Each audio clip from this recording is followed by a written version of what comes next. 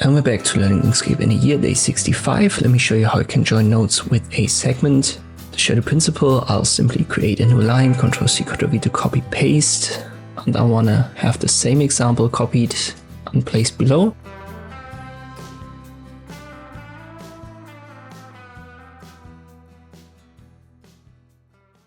In the last videos, I've shown you if you want to connect them. You can even do that with a gap, select them both, then use the nodes tool, select the nodes. And we've used this join function right here for selected nodes. And if you do it, you can see the two end nodes, they were kind of merged. And then in center, a new one was created. But we can also do that below with another function right here. Join end nodes with a new segment. We still have this connector, but you can see our nodes, they haven't merged. So instead of creating a new node in center, a segment was placed in between these nodes. And that's an important distinction to make when we start having angles. Let me, for example, create such an example here.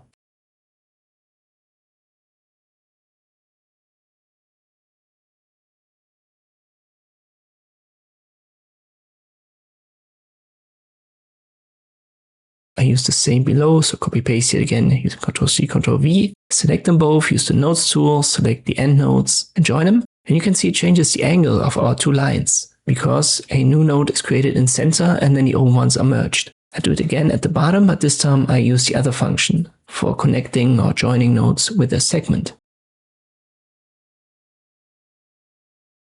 And here the angle doesn't change. So at the top, the nodes were merged and therefore both meet in center and the angle changes. And the one below, we don't have that behavior as just a new segment is created and the two nodes, they aren't merged. So that's the big difference between these two functions. I hope this video was helpful. Thank you for watching and I'll see you next time.